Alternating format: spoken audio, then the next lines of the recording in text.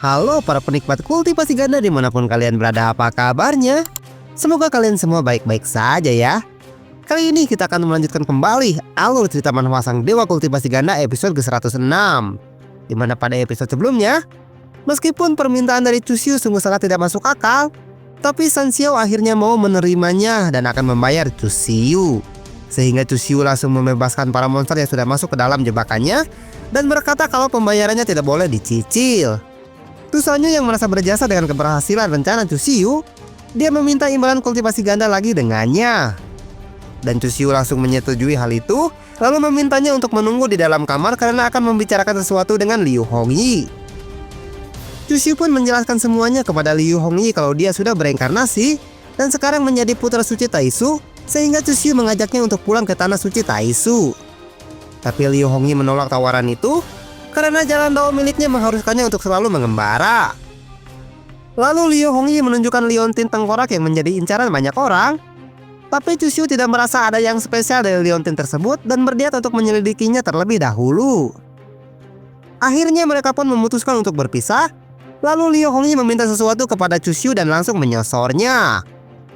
Chusyu yang menjadi birah karena hal tersebut, dia tidak menyia-nyiakan kesempatan itu dan langsung berkultivasi ganda semalaman dengannya. Sementara itu di suatu tempat di kota Tianyao, Luo Qingying menemui Tian Yunji untuk mengetahui takdir dari Chusyu. Tapi meskipun dengan kemampuan yang dimilikinya, Tian Yunji tidak bisa membaca takdir Chusyu karena bagaikan lautan cairan merah manusia yang tidak terbatas. Lalu Bibi Luo menyela pembicaraan karena dia ingin tahu tentang dunia percintaan dari Chusyu. Karena Bibi Luo merasa kalau takdir Chusyu tidak hanya berkaitan dengan keberuntungan umat manusia, tapi juga menyangkut langit luar dan juga rahasia keabadian. Bagaimanakah kelanjutan ceritanya? Tanpa banyak berbasa-basi lagi, kita langsung saja menuju ke pembahasannya. Cerita berlanjut. Karena Bibi Luo bersikeras untuk menanyakan tentang kisah percintaannya, Luo Qingying pun akhirnya mau menuruti permintaannya itu. Karena mungkin saja juga berkaitan dengan Chusyu, dia bilang, "Kalau kau tidak bisa membaca takdir dari Chusyu, coba kau ramalkan saja tentang dunia percintaanku." Tian Yunji pun langsung menyanggupinya. Dia bilang, "Baiklah, itu bukan masalah bagiku." Lalu berkata di dalam hatinya, "Takdir apapun bisa aku baca, selama itu bukan takdir Chusyu yang sangat mengerikan bagiku." Tian Yunji langsung memulainya dan berkonsentrasi penuh untuk membaca takdir percintaan Luo Qingying. Terlihat tempurung kura-kura yang berada di atas meja langsung berputar cukup kencang. Setelah berhasil melihat masa depan percintaan dari Luo Qingying, dia langsung memberitahukan kepadanya, "Keberuntungan percintaan Nona Luo sangat kuat dan utuh. Kebahagiaanmu akan terasa lengkap dengan adanya sepasang putra dan putri." Luo Qingying nampak sedikit terkejut dengan ramalan itu karena Tian Yunji mengatakan kalau dirinya akan mempunyai anak di masa depan. Lalu tiba-tiba saja sesuatu yang aneh terjadi di sana karena muncul kabut gelap dari dalam tempurung kura-kura itu. Luo Qingying bertanya, "Apa yang terjadi? Kenapa tiba-tiba saja keluar kabut gelap ini dari tempurungmu?" Tian Yunji menjawab, "Tunggu dulu, aku akan memeriksanya sebentar. Sepertinya ada sesuatu yang akan terjadi lagi dengan kisah percintaanmu." Tapi di saat Tian Yunji membaca takdir milik Luo Qingying, tiba-tiba saja Tian Yunji langsung memuntahkan cairan merah dari mulutnya dan mengalami luka dalam, sehingga dia tidak bisa melanjutkan untuk membacanya. Bukannya menanyakan keadaan dari Tian Yunji yang baru saja memuntahkan cairan merah dari mulutnya, sehingga dia terlihat memegangi dadanya yang terasa sesak. Tapi Luo Qingying malah lebih penasaran dengan takdir yang baru dilihat olehnya. Dia bilang, "Apa yang kau lihat barusan? Apakah ada sesuatu yang besar akan terjadi kepadaku di masa depan?" Sambil mengatur pernapasan agar lukanya tidak bertambah parah, Tian Yunji menjawab pertanyaan dari Luo Qingying sambil terbata-bata. "Barusan aku mengamati masa depanmu mengikuti garis percintaan Nona Luo, tapi aku melihat sesuatu yang sangat mengerikan sedang menunggumu di masa depan." Sambil membayangkan masa depan yang dilihatnya, Tian Yunji kembali berkata, "Aku melihat sebuah celah besar yang membelah langit. Dari sana keluar kabut abu-abu yang sangat menakutkan dan menyelimuti seluruh benua Tianqiong. Kabut abu-abu itu membawa makhluk mengerikan yang tidak terhitung jumlahnya. Rupa mereka sangatlah menakutkan dan mereka menyapu seluruh benua Tianqiong tanpa henti untuk satu tujuan. Tujuan mereka datang ke sana adalah untuk melenyapkan seorang kultivator ranah Kaisar Agung. Aku tidak bisa melihat sosok Kaisar Agung yang melayang di udara bersama seorang wanita itu karena wajah mereka tidak tersinari oleh cahaya akibat tertutupi bayangan makhluk itu yang tidak terhitung jumlahnya. Tapi aku yakin kalau Kaisar Agung tersebut bukanlah berasal dari zaman kuno. Lalu Tian Yunji batuk dulu sejenak dan melanjutkan perkataannya. Tapi aku merasa sangat yakin kalau kaulah yang berdiri di sampingnya pada saat itu. Dan aku juga yakin kalau dia adalah Kaisar Agung yang ditakdirkan untuk menjadi pasanganmu. Wajah Luo Qingying tampak tidak terkejut sama sekali setelah mendengar penjelasannya. Dia merasa penasaran dengan satu hal. Dia bilang, ternyata begitu. Lalu kenapa kau malah batuk sambil memuntahkan cairan merah saat melihat takdirku barusan? Apakah kau terlalu banyak menggunakan kekuatanmu sehingga kau menjadi seperti itu? Lalu Bibi Luo berkata kepadanya di alam bawah sadar. Dia bilang, orang yang baru saja dilihat Tian Yunji itu mungkin saja adalah Chu Xiu, karena hanya dia yang memiliki potensi untuk membuktikan daonya dan menjadi Kaisar Agung di era ini. Dao milik Chu Xiu itu terlalu unik untuk dijelaskan. Luo Qingying pun hanya diam saja dan tidak berkata apa-apa, karena dia juga sependapat dengan apa yang dikatakan oleh Bibi Luo. Tian Yunji yang masih terlihat lemas itu menjawab pertanyaan sebelumnya dari Luo Qingying. Dia bilang, barusan saat aku mengamati takdirmu melalui jalur percintaan, aku ketahuan oleh salah satu monster yang berada di dalam kabut itu. Satu pandangan darinya saja mampu melukai jiwaku cukup dalam. Jika aku tidak buru-buru keluar, mungkin saja jiwaku akan dihancurkan olehnya. Mendengar penjelasan dari Tian Yunji, Luo Qingying berpikir sejenak. Dia bilang, sepertinya monster yang kau maksud itu sangat kuat. Sebenarnya apa yang akan terjadi di masa depan itu? Kembali lagi ke atap bangunan penjara. Terlihat di sana Chu Xiu dan Liu Hongyi yang baru saja empludan dengan beralasan kain saja. Kusabab di imauge muali sangguan, jadi nu penting mah bisa sugema we lah kamarehanana. Bener tuh.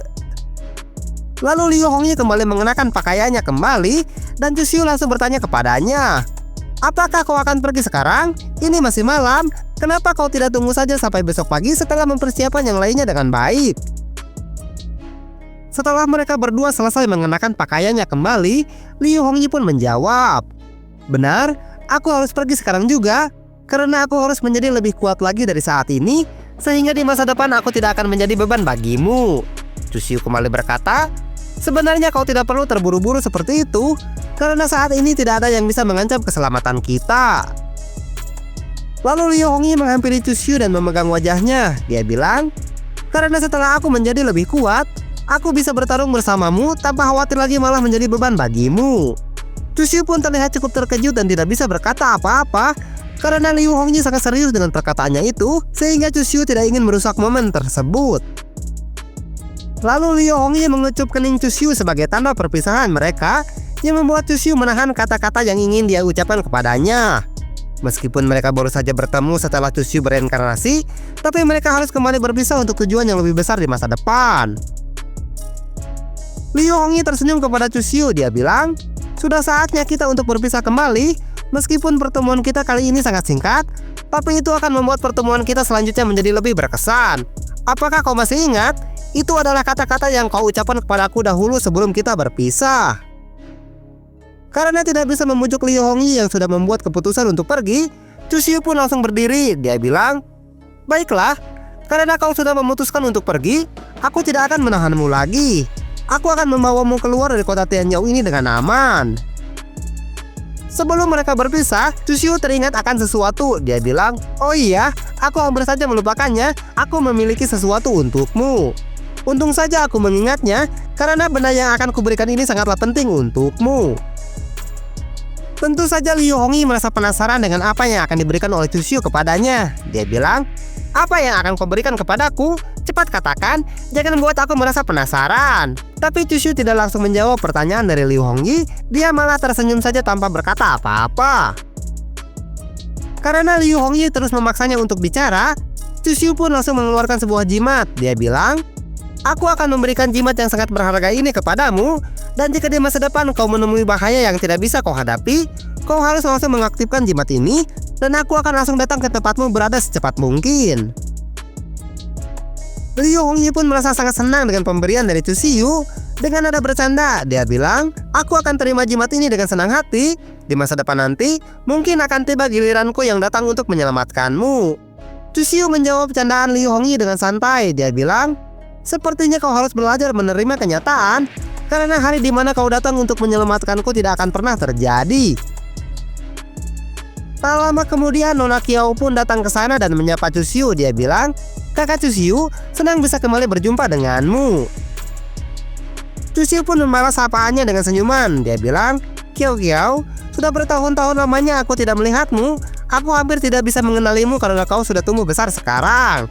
Nona Kiao menjawab, itu benar, karena sudah 10 tahun berlalu sejak terakhir kali kita bertemu, dan sekarang semuanya sudah berubah. Untungnya aku masih memiliki kakak Chusiu dan juga kakak Liu di dunia ini, karena jika aku tidak memiliki kalian, aku tidak tahu apa yang harus aku lakukan di dunia ini.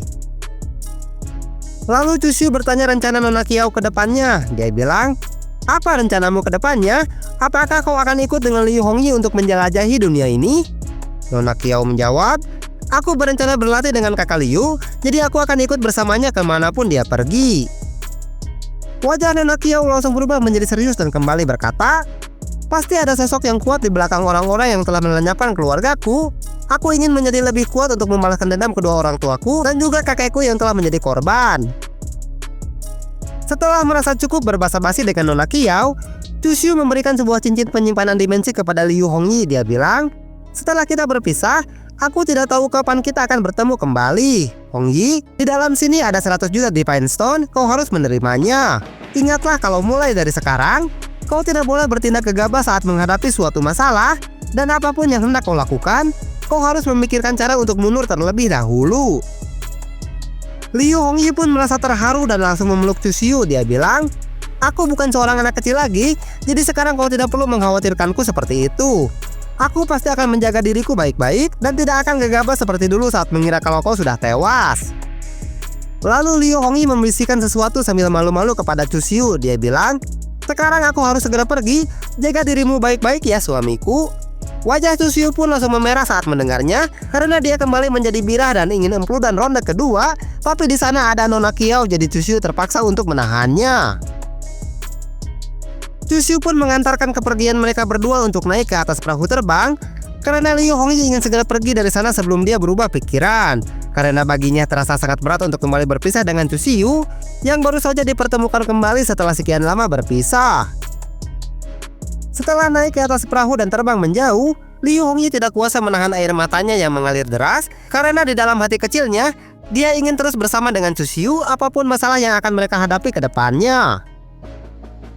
Melihat Liu Hongyi yang sedang bersedih, Nona Kiao berkata kepadanya, jika kakak Liu tidak sanggup untuk meninggalkannya, kenapa kakak Liu malah memutuskan untuk pergi?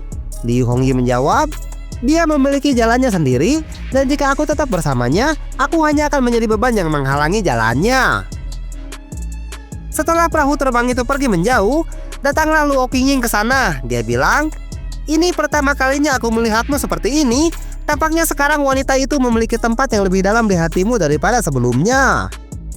Sambil melihat perahu terbang yang pergi menjauh dan perlahan menghilang, Chusiu menjawab perkataan Luo Qingying tanpa menoleh ke belakang. Jika duniaku dipenuhi dengan kegelapan yang tidak berujung, dia adalah satu-satunya cahaya yang aku miliki. Luo Qingying pun langsung menggodanya. Dia bilang, "Oh, apakah aku tidak salah dengar kau mengatakan hal seperti itu? Apa kau tidak takut Ayang Qi Mengli dan kakak Huamu itu akan menjadi cemburu saat mendengarnya?" Chusiu pun hanya diam saja dan sedikit menoleh ke belakang mendengar Luo Qingying yang sedang menggodanya.